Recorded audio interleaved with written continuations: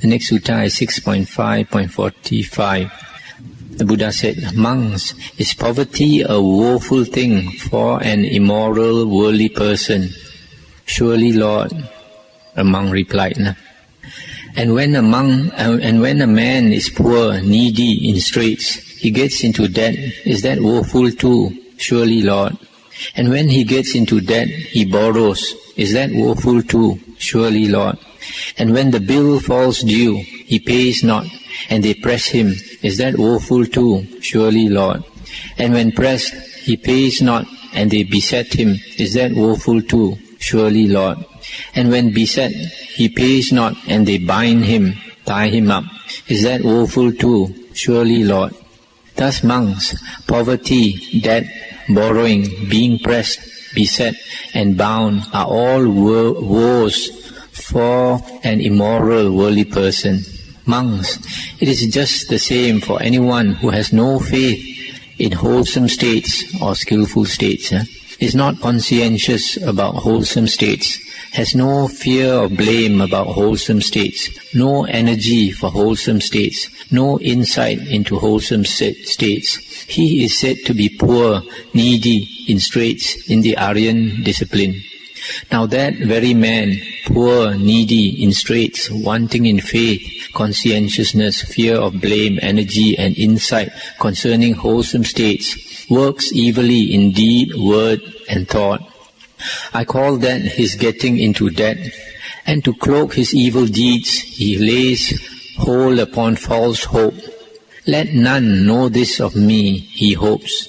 Let none know this of me, he resolves. Let none know this of me, he says. Let none know this of me, he strives in act. So likewise, cloak his evil words, his evil thoughts. I call that his borrowing. Then his pious fellows in the holy life say thus, "This venerable sir acts in this sort, carries on in this way." I call that his being pressed. Then gone to forest, tree root or lonely place, evil unwholesome thoughts and attendant remorse pursue him. I call that his being beset. And that man, monks, poor, needy, in straits, having worked evilly in deed, word and thought, on the breaking up of the body after death, is bound in hell's bonds, or the bonds of some animal's womb. And I see no other single bondage, monks, so harsh, so bitter, such a bar to winning the unsurpassed peace from effort. I mean hell's bonds, or the bonds of an animal's womb. That's the end of the sutta. So the Buddha is saying, just as a poor man, because he is poor, he gets into debt, and then he is being chased by the debtors for payment, and he cannot pay them, and they tie him up, and then he is in a very sorrowful condition. So in the same way, the Buddha said, if a person does not know about wholesome states, cannot differentiate between wholesome and unwholesome states, that means he does not understand the law of karma, then he is also like that poor man, and he tries to hide his evil actions, and then other people criticize him, then he's being pressed, being beset, and even his thoughts, unwholesome thoughts, and thoughts of remorse pursue him, and that person after death is born into the woeful plains. Now the woeful plains are three. The hell is the worst. The second is the animal realm, and the third is the ghost realm. But here the Buddha says, I see no other single bondage, monks, so harsh, so bitter, such a bar to winning the unsurpassed peace from effort as hell's bonds or the bonds of an animal's womb. Here the Buddha is saying that when a person falls into hell or into the animal realm, that person stays there for a very long time.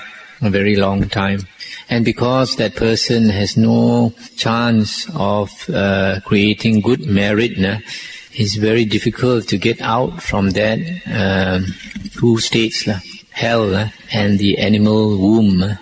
And that person stays there for a very long time until the karma most of that evil karma is worked out. Then only the person comes up. The next sutta is 6.5.46. Thus have I heard, once the venerable Mahachunda lived among the Chetis at Sahajati, and there he spoke to the monks, saying, "Monks, reverend sirs." "Reverend sir," they rejoined, and the venerable Mahachunda said, "There are some monks, Dhamma zealots, who blame meditators, saying, 'These fellows say, we are meditators, we are meditators.' They meditate and are meditated. And what do they meditate about? What's good of their meditating? How do they meditate? Thereat neither the Dhamma zealots nor the meditator monks are pleased, nor have they fared onwards for the weal of many folk, for their happiness, their good, nor for the weal and happiness of devas and men." I'll just stop here for a while. Here, the Venerable Mahachunda is saying that there are some monks who are what we call scholar monks, and they criticize meditator monks. And here the word meditator is Jayino or Jayina, and to meditate is Jayati or Jayanti. Actually, this word Jayati or Jayanti literally means to burn. To burn, and another meaning is bright, incandescence. And that is the word that is used for jhana. Jhana is a state where the mind becomes one-pointed and the mind becomes bright. So in the early days of the Buddha or Buddhism, during the Buddha's time, meditation was synonymous to cultivating jhana. That is why the word jayati is actually means to cultivate jhana. That is why from this we can understand why in the early stages of Buddhism in China, they had this meditation school which was called the Chanzhong. Chanzhong is the Zen school, and this Chan, the Chinese word Chan, comes from the word Chan No. It's a abbreviation of Chan No, and Chan No is the Pali word jhana. So in early stages of Buddhism, meditation is plainly synonymous with cultivating jhana. And to continue, Mahachunda said, "And there are some monks, meditators, who blame Dhamma zealots, saying, 'These fellows say, we are Dhamma zealots, we are Dhamma zealots.' They are puffed up, proud, excitable fellows, mouthy speechifiers, forgetful of mindfulness, lacking self-possession and composure, with their thoughts a wonder and their senses uncontrolled. And what is their Dhamma zeal? What goods their Dhamma zeal? How are they zealous in Dhamma? There too, neither the meditators nor the Dhamma zealots are pleased, nor have they fared onwards for the weal of many folk. And there are some Dhamma zealots who just praise Dhamma zealots, who praise not meditators. There too, neither Dhamma zealots nor meditators are pleased. And so neither are pleased, nor have they fared onwards for the weal of many folk, for their happiness, their good, for the weal and happiness of devas and men. Wherefore, sirs, you should train yourselves thus. Being Dhamma zealots, we will praise meditators. Thus should you train yourselves, reverend sirs. And why? Verily, sirs, these wondrous persons are hardly found in the world, they who live with their whole being in tune with the deathless. And you should train yourselves thus, reverend sirs. Being meditators, we will praise Dhamma zealots. Thus should you train yourselves, reverend sirs. And why? Verily, sirs, these wondrous persons are hardly found in the world, they who with insight penetrate and see the deep way of the goal. That's the end of the sutta.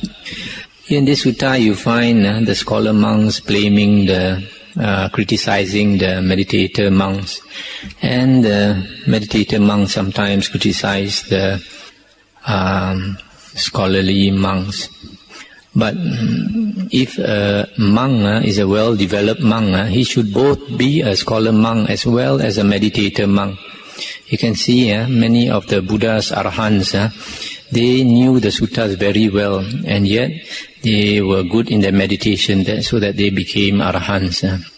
So now, since time immemorial, people have been criticizing each other. Even the Buddha was criticized by external sect ascetics, and the Buddha also criticized external sect ascetics. But in the Buddha's teachings, the Buddha taught that we should criticize wrong teachings in order to point out the true teachings. However, we should not get personal. So we should criticize wrong teachings to point out the true teachings, but we should not get personal and criticize persons, only the teachings. Because if we get personal, then anger arises and unwholesome states of mind arise. And there will be a lot of problems in the Sangha. Now we come to the next sutta, 6.5.49. Once, when the Exalted One was dwelling near Savatthi at Jeta Grove in Anathapindika's park, the Venerable Kema and the Venerable Sumana dwelt in Anda Grove near Savatthi, and they went and visited the Exalted One, saluted him and sat down at one side. So seated, the Venerable Kema said to him, Lord, whatsoever monk is arahant, has destroyed the asavas, lived the life, done what ought to be done, set down the burden, found the highest goal, destroyed becoming's bonds, and is in high knowledge released. To him there comes no thought, there is one better than I, nor there is one equal, nor there is one worse. Thus spoke the Venerable Kema, and the Master approved. And seeing that, the Venerable Kema got up, saluted the Exalted One, and took his departure, passing him by on the right. Now not long after he had gone, the Venerable Sumana said this to the Exalted One, Lord, whatsoever monk is arahant, has destroyed the asavas, lived the life, done what ought to be done, set down the burden, found the highest gain, destroyed becoming's bonds, and is in high knowledge released. To him there comes no thought, there is none better than I, nor there is none equal, nor there is none worse. Thus spoke the Venerable Sumana, and the Master approved. And seeing that, the Venerable Sumana got up, saluted, and took his departure, passing by on the right. And shortly after they had gone, the Exalted One addressed the monks, saying, Thus monks do clansmen declare knowledge. The goal is told, but self is not mentioned. Yet there are some foolish fellows here who declare knowledge braggingly, it seems. Afterwards they suffer remorse. That's the end of the sutta.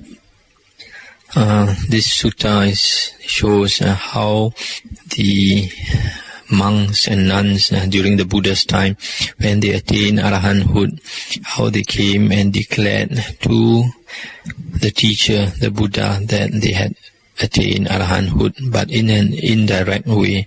They did not say that I attained arahanthood. And nowadays we see some people who learn some meditation, and after a while they're very eager to let others know that they have become Arya. And this shows that they have not attained Aryahood, especially if they get angry when others don't believe that they have attained Sotapanna or Sakadagami. And this ego is just makes it obvious that that person has not attained.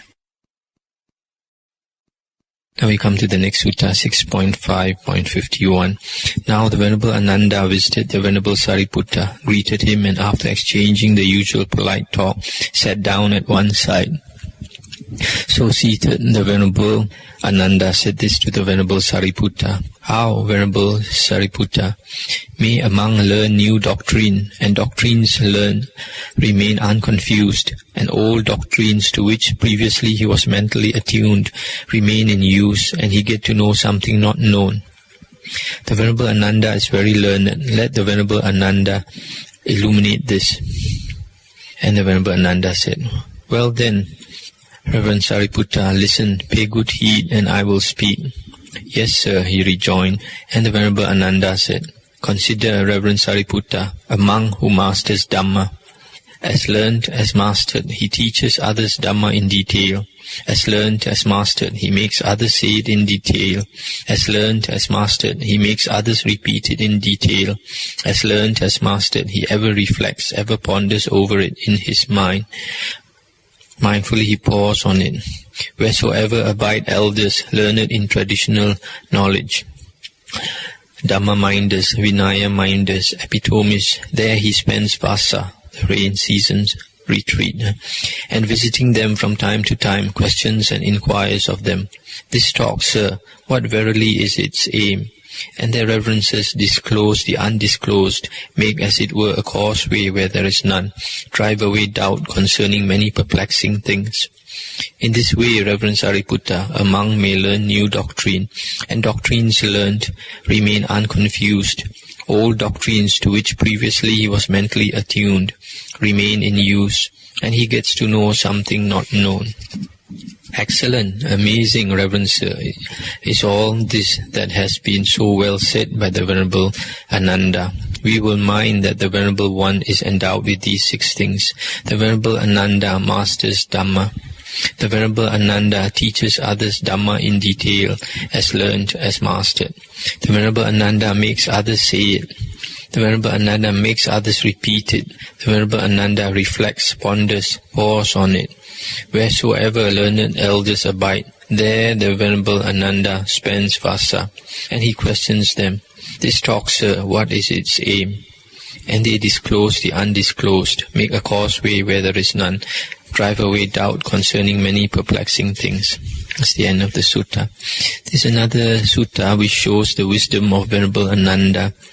And at that time, the Venerable Ananda was only a Sotapanna, while the Venerable Sariputta was already an Arahant. And yet, Venerable Ananda still has 1 or 2 things that he could teach to an Arahant. And it's not that the Venerable Sutta is less wise, because the Venerable Sariputta is said to be the highest in wisdom. But as we learnt in one of the earlier suttas, the Buddha said it is hard to find somebody equal in wisdom to the Venerable Ananda. The Venerable Ananda was said to be the top as far as the most learned as far as the suttas, the teachings of the Buddha are concerned. He could memorize, he could remember all the suttas taught by the Buddha. And this sutta, there are 6 things that are said to be good for a monk to practice. First, to master Dhamma, to teach others Dhamma in detail, to make others say it in detail, to make others repeat it in detail, to ever ponder over it, and to spend vasa where there are learned monks. The next sutta is 6.5.53. Then another Brahmin visited the Exalted One, greeted him, exchanged compliments, and sat down at one side. So seated, he said, Master Gotama, is there one thing which, when made to increase, embraces and establishes 2 wheels, wheel here and wheel hereafter? There is, Brahmin. What is it, Master Gotama? Verily, earnestness, Brahmin, is the one thing which, when made to increase, embraces and establishes 2 wheels, wheel here and wheel hereafter. Brahmin, as the footmarks of all prowling creatures are admitted in an elephant's, and the elephant's foot is counted chief, so earnestness is the one thing which, when made to increase, embraces and establishes 2 wheels, wheel here and wheel hereafter. As all rafters in a peaked house reach to the peak, slope to the peak, unite in the peak, and the peak is counted chief, so earnestness, Brahmin, is the one thing which, when made to increase, embraces and establishes 2 wheels, wheel here and wheel hereafter. As the light of the stars is not worth a 16th part, the light of the moon, and the light of the moon is counted chief, so earnestness, Brahmin, is the one thing which, when made to increase, embraces and establishes 2 wheels, wheel here and wheel hereafter. That's the end of the sutta. This word earnestness is the Pali word apamada. sometimes translated as diligence or sincerity, and it means doing what needs to be done. In the spiritual path, one has to be careful with half measures, that is compromising. That means not being earnest or sincere enough. For example, some persons want to practice the holy life and also want to get married. And if they do get married, this shows a lack of earnestness, and that person ends up being neither successful in the spiritual path or neither does he become a good husband or a good father. If we are earnest or sincere, we obtain happiness in this life and happiness hereafter. And we should note that when we practice the spiritual path correctly, we should be happy, not sad, not as some people who think that because they are contemplating dukkha all the time, they should be full of dukkha. But in the Dhammacettiya Sutta, in the Majjhima Nikaya Sutta number 89, King Pasenadi Kosala came to visit the Buddha and kissed his feet. This is an Indian custom which you find also in Sri Lanka, where lay people kiss the monks' feet. And the Buddha said asked the king why did he pay so much homage to this body. And the king started to praise the Buddha, all the qualities of the Buddha, and also the monks under the Buddha. And the king said that whereas in other external ascetics, you could see that they were lean and wretched looking very miserable and unhappy, whereas the monks under the Buddha, they looked very happy and exceedingly happy and joyful. And so we should know that if we practice the holy path and we obtain the bliss of renunciation, the happiness of renunciation, we should be happy and looking happy. And the next sutta is 6.5.54. Now Brahmin Janusoni approached the Exalted One, greeted him, and after exchanging the usual polite talk, sat down at one side. So seated, he said, Master Gotama, what's a noble's aim? What's his quest? What's his resolve? What's his want? What's his ideal? I'll just stop here for a moment to explain. This noble is a member of the warrior caste. In Pali it's Khattiya, in Sanskrit it's Kshatriya, one of the 4 castes in India. Now the sutta continues. Brahmin, wealth's a noble's aim, wisdom's his quest, power's his resolve, the earth's his want, dominion's his ideal. And the Brahmin asked again, and a Brahmin's, Master Gotama, what's his aim, his quest, etc.? And the Buddha said, wealth's his aim, wisdom's his quest, mantras are his resolve, sacrifices his want, Brahma world is his ideal. Again the Brahmin asked, and a householder's, what's his aim, his quest, etc., Master Gotama? And the Buddha said, wealth's his aim, wisdom's his quest, crafts his resolve, work's his want, work's end is his ideal. Again the Brahmin asked, and a woman's, Master Gotama, what's her aim, her quest, etc.? The Buddha said, man's her aim, adornment's her quest, a son's her resolve, to be without a rival is her want, dominion is her ideal. And a thief's aim, a thief's quest, etc., Master Gotama. Booty's his aim, captures his quest, a caravan's his resolve, darkness is his want, not to be seen is his ideal. And a recluse, Master Gotama, what's his aim, his quest, etc.?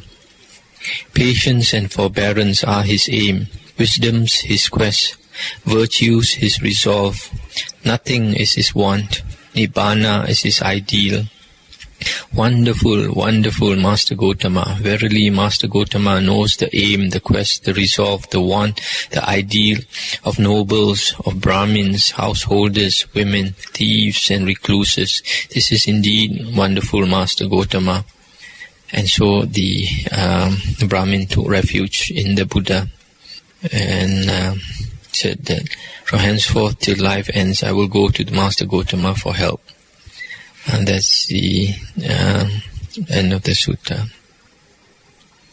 This is an interesting sutta. It shows the witness of the Buddha, the ability of the Buddha to answer questions.